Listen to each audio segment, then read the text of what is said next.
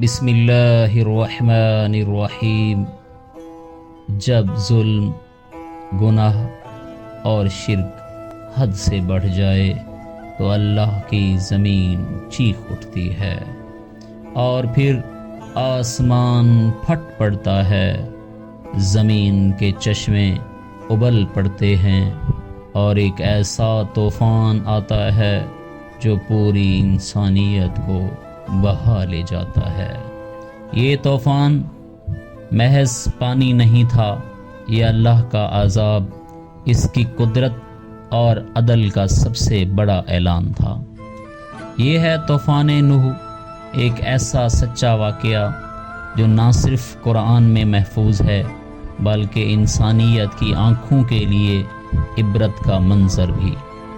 حضرت ادریس علیہ السلام کے بعد نبوت کا سلسلہ حضرت نوح علیہ السلام کی طرف منتقل ہوا، اور یہ ایک الہی انتخاب تھا، جیسا کہ ہر نبی اللہ تعالیٰ کے چناؤ سے مقرر کیا جاتا ہے۔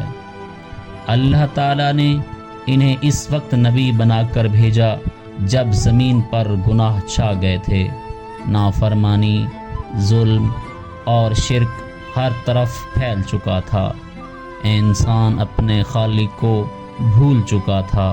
اللہ تعالیٰ نے اپنے نبی حضرت نوح علیہ السلام کو بھیجا تاکہ وہ اپنی قوم کو راہ راست دکھائیں۔ حضرت نوح علیہ السلام حضرت ادریس علیہ السلام کے بعد دنیا میں تشریف لائے۔ قوم نوح نے نیک لوگوں کی قبروں پر مجسمے بنا لیے تھے جن کا نام ود، سوا، یاغوث، یاعوق اور نصر تھے۔ وقت گزرنے کے ساتھ ان مجسموں کی عبادات شروع ہو گئی۔ انسانوں نے اللہ کو بھلا دیا، بدعتوں کو دین کا نام دیا اور ان نیک بندوں کی عبادات شروع کر دی جنہیں وہ صرف یاد کیا کرتے تھے، اور یوں زمین پر پہلا شرک وجود میں آیا۔ حضرت نوح علیہ السلام کا دور ایک نیا موڑ تھا، جہاں صرف تبلیغ نہیں بلکہ عذاب الہی کے ذریعے حق اور باطل کی علیحدگی بھی ہوئی۔ سورۃ ہود آیت نمبر 36 اور 37 میں ہے، قوم نوح نے جھٹلایا ہمارے بندے کو اور کہا کہ دیوانہ ہے، پس انہوں نے نوح علیہ السلام کو جھڑک دیا۔ حضرت نوح علیہ السلام نے دن رات تبلیغ کی، 950 سال تک وہ اپنی قوم کو اللہ کے عذاب سے ڈراتے رہے، مگر جواب میں صرف تمسخر ملا۔ حضرت نوح علیہ السلام نے ہر طرف سے ان کو سمجھایا، اے میری قوم، صرف اللہ کی عبادت کرو، وہی تمہارا رب ہے، لیکن قوم نے آپ کا مذاق اڑایا اور کہا تم صرف ایک عام انسان ہو، ہم تمہاری باتوں پر ایمان نہیں لائیں گے۔ جب نافرمانی حد سے بڑھ گئی تو حضرت نوح علیہ السلام نے اللہ سے دعا کی، اے میرے رب، ان کافروں میں سے کسی کو زمین پر باقی نہ چھوڑ۔ اور حضرت نوح علیہ السلام کو وحی کے ذریعے آگاہ کیا گیا کہ تمہاری قوم میں سے اب کوئی ایمان نہیں لائے گا سوائے ان کے جو پہلے ایمان لا چکے ہیں، لہٰذا ان کے اعمال پر غم نہ کرو۔ اللہ تعالیٰ نے حضرت نوح علیہ السلام کو حکم دیا، ہماری نگرانی میں اور ہماری وحی کے مطابق کشتی بناؤ۔ قوم نے دیکھا کہ حضرت نوح علیہ السلام خشکی پر پہاڑ کے دامن میں ایک بڑی کشتی بنا رہے ہیں، اور جب بھی ان کی قوم کے سردار ان کے پاس سے گزرتے تو آپ کا مذاق اڑاتے اور ہنسنے لگتے، کہتے سمندر تو کہیں نہیں اور تم کشتی بنا رہے ہو۔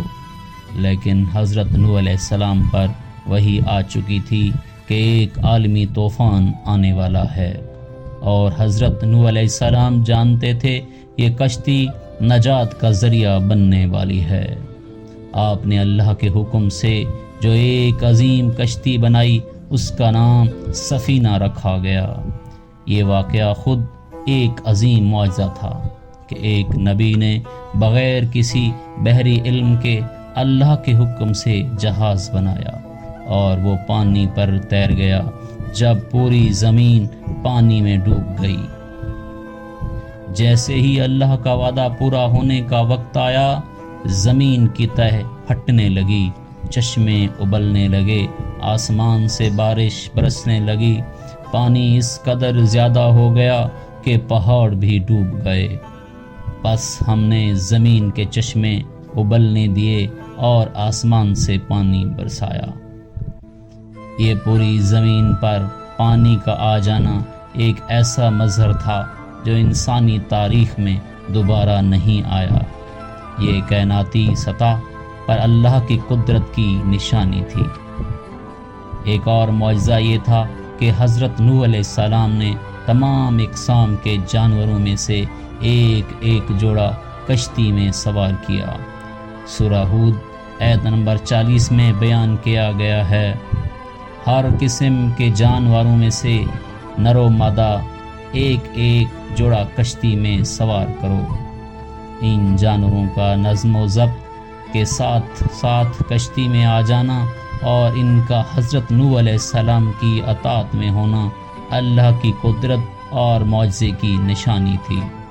حضرت نوح علیہ السلام کا بیٹا کنعان جو کہ کافروں میں شامل تھا، جب طوفان آیا تو نوح علیہ السلام نے بیٹے کو پکارا، یا بنی ارکم معنا، اے میرے بیٹے ہمارے ساتھ سوار ہو جا۔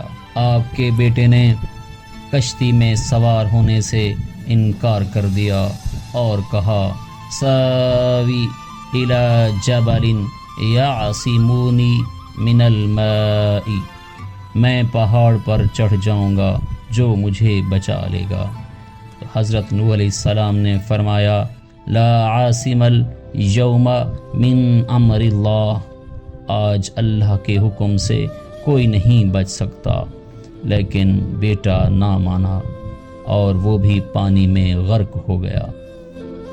40 دن تک زمین پر صرف پانی ہی پانی تھا۔ پھر اللہ تعالیٰ نے زمین کو حکم دیا، اے زمین اپنا پانی نگل لے، اور اے آسمان تو رک جا۔ کشتی ایک پہاڑ پر جا کر رک گئی جسے جبل جودی کہا جاتا ہے۔ یہ وہی لمحہ تھا جب حضرت نوح علیہ السلام نے سجدہ کیا اور اللہ کا شکر ادا کیا۔ طوفان کے بعد حضرت نوح علیہ السلام نے زمین پر نئی زندگی کی بنیاد رکھی۔ اللہ تعالیٰ نے آپ کو شاکر بندہ اور اولو العزم پیغمبروں میں شامل کیا۔ سورۃ الاسراء کی آیت نمبر 3 میں فرمایا گیا ہے، بے شک وہ بندہ شکر گزار تھا۔ عالمی طوفان جسے طوفان نوح علیہ السلام کہا جاتا ہے، انسانی تاریخ کا سب سے بڑا اور عبرتناک قدرتی معجزہ ہے، جسے اللہ تعالیٰ نے اپنی قدرت، عدل اور ہدایت کا اظہار بنانے کے لیے رونما فرمایا۔ یہ طوفان صرف کسی ایک علاقے تک محدود نہ تھا، بلکہ پوری زمین پر پھیل گیا۔ یہ واقعہ قرآن کریم اور دیگر آسمانی کتب میں بارہا ذکر ہوا ہے۔ نوح علیہ السلام کی قوم کا قصہ محض ایک کہانی نہیں، یہ ایک عبرت ہے کہ جب نافرمانی حد سے بڑھ جائے تو اللہ کا عذاب زمین و آسمان کو بھی ہلا دیتا ہے۔ یہ صرف ایک طوفان نہیں تھا، یہ اللہ تعالیٰ کی طرف سے ایک وارننگ تھی، ایک آزمائش تھی، ایک پیغام تھا کہ جب زمین پر ظلم اور شرک حد سے بڑھ جاتا ہے تو آسمان خاموش نہیں رہتا۔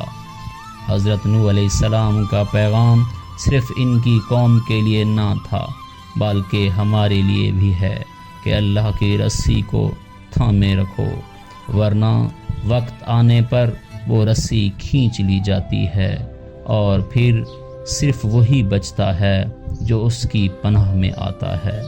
یہ واقعہ ہمیں سکھاتا ہے کہ سچائی کے لیے کھڑے ہونا تنہائی ضرور لاتا ہے، لیکن انجام ہمیشہ فلاح کا ہوتا ہے، اور باطل کے پیچھے چلنے والے جتنے بھی ہوں آخر کار مٹا دیے جاتے ہیں۔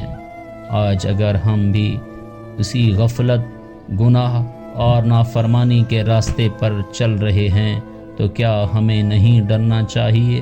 کیا ہم نے کچھ سیکھا ہے حضرت نوح علیہ السلام کے اس واقعے سے؟ آئیے ہم توبہ کریں، ہدایت کے راستے کو اپنائیں اور اس سبق کو اپنی زندگی کا حصہ بنائیں، تاکہ ہم اس وقت کے آنے سے پہلے اللہ کی پناہ میں آ جائیں جب زمین پھر چیخ اٹھے۔ اپنے دل کی آواز کمنٹس میں ضرور لکھیں تاکہ یہ پیغام سب تک پہنچے، اور اگر آپ چاہتے ہیں کہ ہم انبیاء کرام کی زندگی کے ایمان افروز واقعات اس طرح بیان کرتے رہیں تو اس ویڈیو کو زیادہ سے زیادہ شیئر کریں، اور ہمارا ساتھ دینے کے لیے چینل کو سبسکرائب کرنا نہ بھولیں۔ شکریہ۔